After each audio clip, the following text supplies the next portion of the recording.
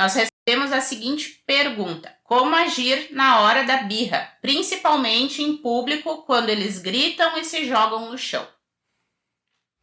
E aí, Jô, contigo? Essa experiência, graças a Deus, eu não tive.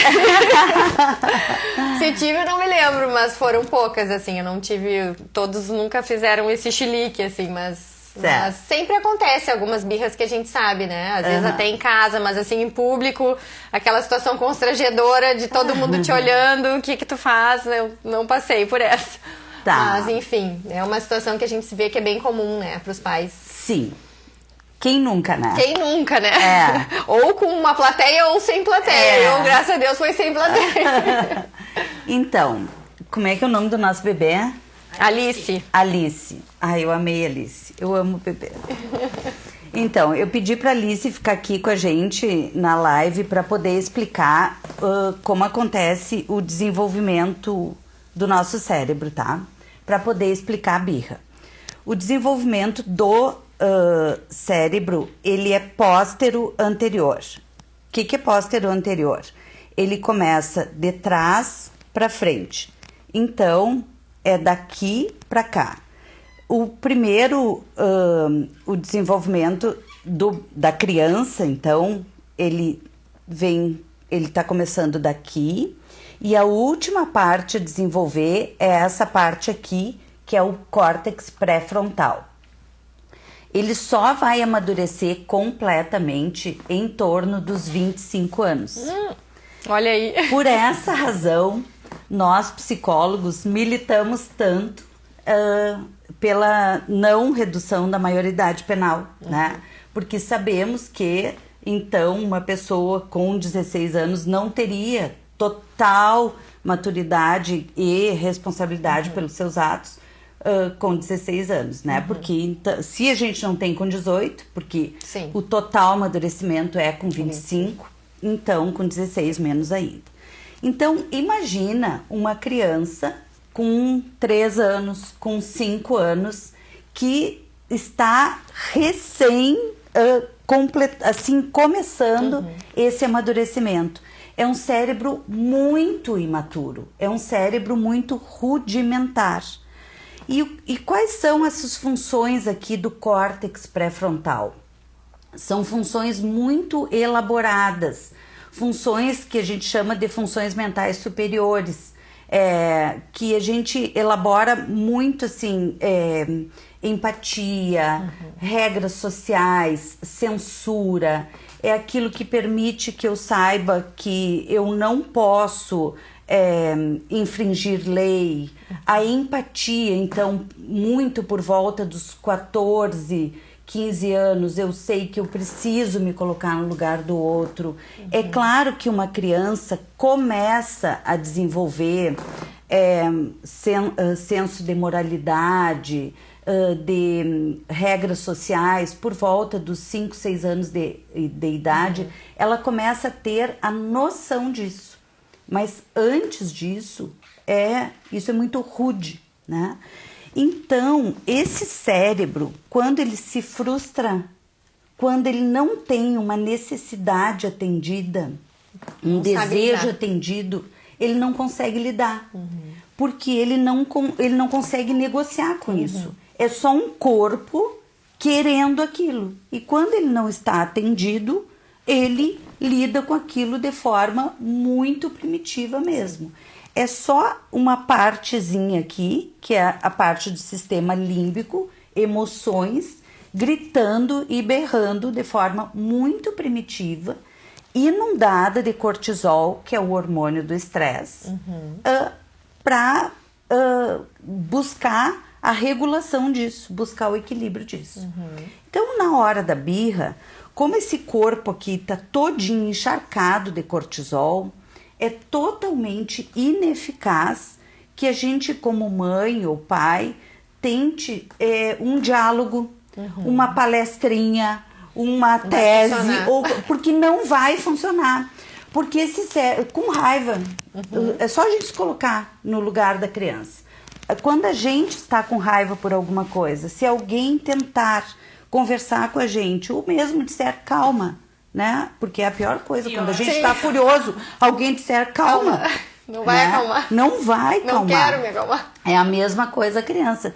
Então, sai de cena, não se preocupa com julgamento alheio, né? Porque nós somos os pais daquela criança, nós não é terrível mesmo, né? A gente já viu pessoas no mercado e sofrendo julgamento. A gente vê esse comentário. Nossa, aquela mãe não sabe educar. E às vezes o que a mãe faz? Dá o chocolate para sumir do mercado, né? E na maioria das vezes, o que essa mãe fez? Ela se livrou da situação, né? E sofreu o julgamento, sofreu. Mas naquele momento era a melhor coisa que ela podia fazer para poder salvar aquela criança daquele momento de estresse ali. Então, não se preocupa com julgamento. Faz o que naquele momento é melhor para tirar o teu filho da crise. Sim. Depois que passou aquilo ali, quer conversar? Pode conversar. Mas não sei se também vai adiantar tanto falar sobre aquilo, porque já passou e a criança não tem condição de elaborar. Exatamente. Né? Esse amadurecimento, Jo, ele é natural, sem que os pais precisem explicar para a criança que, né, como tu falou ali, a gente não pode tolir a criança, né, não pode podar ela, digamos assim, porque é uma expressão natural dela. Mas tem alguma maneira que os pais precisem ou necessitem ter essa conversa, explicar que, né, que aquilo não foi legal? Pode conversar sobre isso. O amadurecimento, ele vai acontecer naturalmente, tá? E existe uma coisa que eu sempre falo, assim, o social, ele é interativo, ele vai acontecer. Essa criança, quanto mais conviver com as outras crianças, quanto mais conviver com os pais regulados emocionalmente, mais ela vai aprender a estar adequada, mais ela vai aprender a se regular. O ambiente modula o cérebro. Pais desregulados provavelmente terão crianças desreguladas. Pais regulados emocionalmente terão filhos mais regulados emocionalmente. Se tu quiser que teu filho se regule, claro, um cérebro mais imaturo, quando a criança quiser muito alguma coisa, ela vai berrar porque ela quer, né? O corpo dela querendo, desejando aquilo ali. Mas, se tu souber manejar mais adequadamente, a probabilidade é que a criança se regule mais rapidamente. Nós não estamos falando aqui de crianças que são crianças mais reagentes, tá? Isso é tema para outra live. Porque tem crianças reagentes, que são crianças que reagem muito e que sentem muito. Essas serão crianças muito mais difíceis de regular.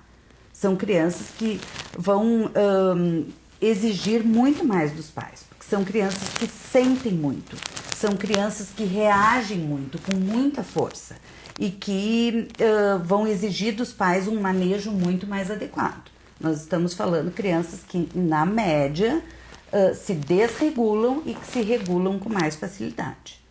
Se os pais não se apavoram, se os pais entendem que a birra é um comportamento disruptivo, que sobe a curva do estresse e que vai voltar ao normal, é só manter a calma e esquecer que está sofrendo julgamento, conectar tu e o teu filho que aquilo ali vai passar, tá? Agora tem um meme, né, na internet, o pessoal dizendo, né, que é uma frase do Twitter de alguém, né, e o cara dizendo, hoje à tarde eu vi uma cena, a criança se atirou no chão, né, fazendo a cena, e os pais simplesmente seguiram caminhando, né, tranquilos, calmos, e eu vi aquela criança ter que levantar e seguir os pais derrotada, né, tipo, não funcionou de nada, porque ele teve que levantar e ir atrás, senão ia ficar pra trás, né, então...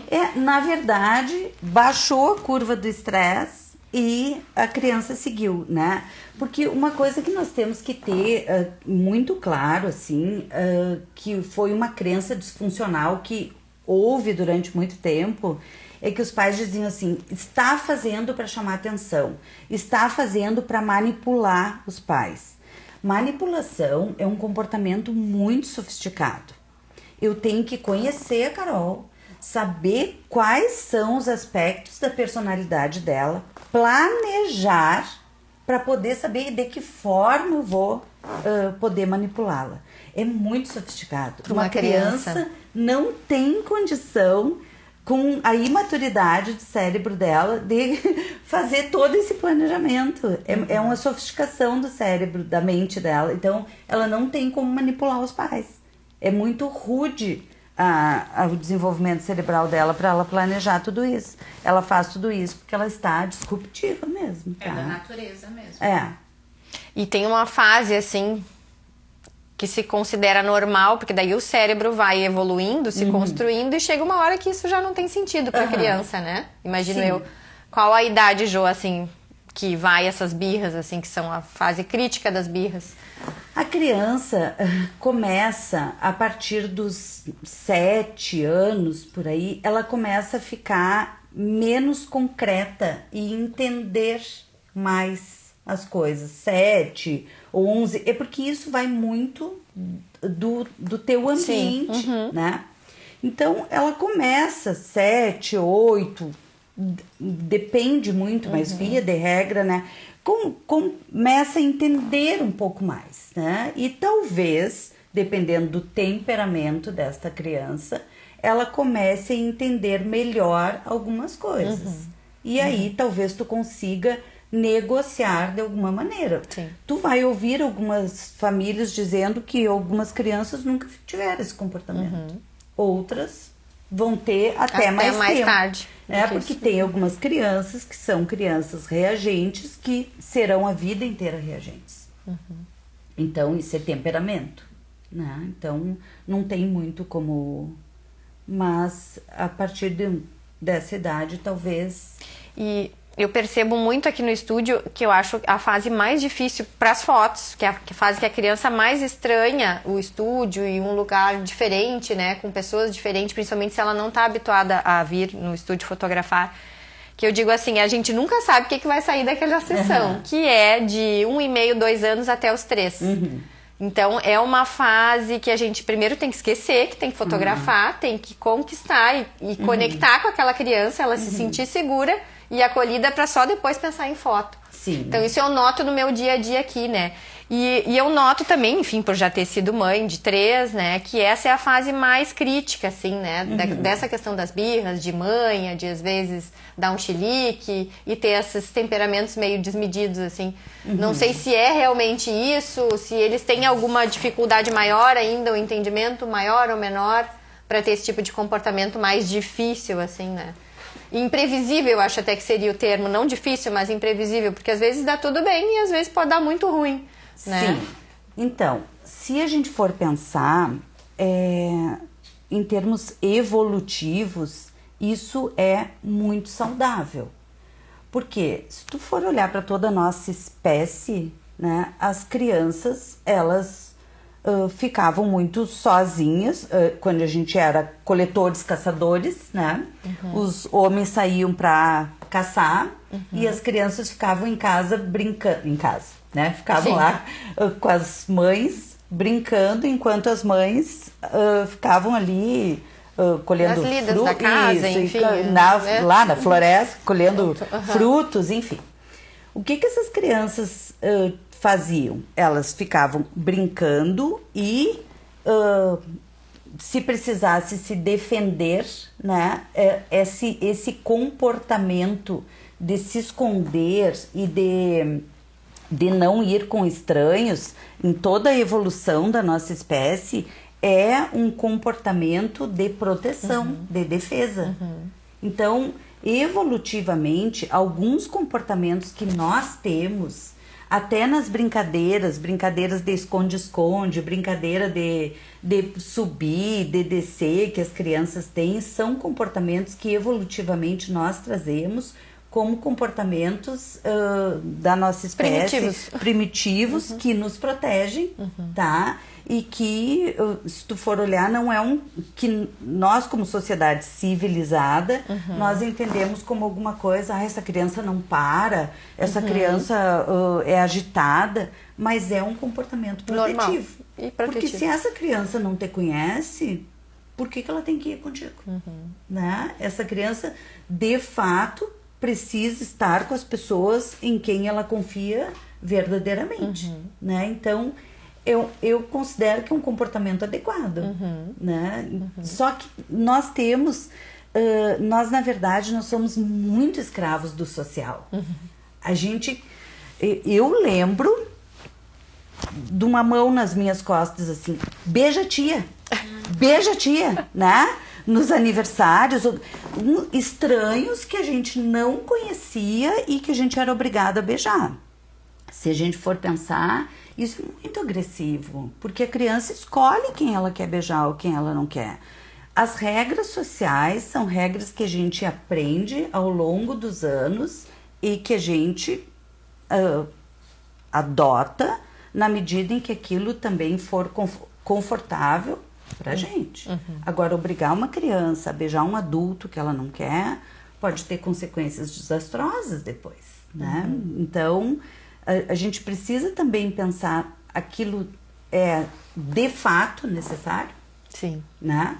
Então, acho que a psicologia está mostrando um outro lado do desenvolvimento infantil que a gente não considerava antes, por achar que a criança não tinha vamos dizer, um impacto por aquilo que a gente impunha como certo, né? E hoje a gente está entendendo que sim, ela precisa ser respeitada nos desejos e vontades, né? Sim.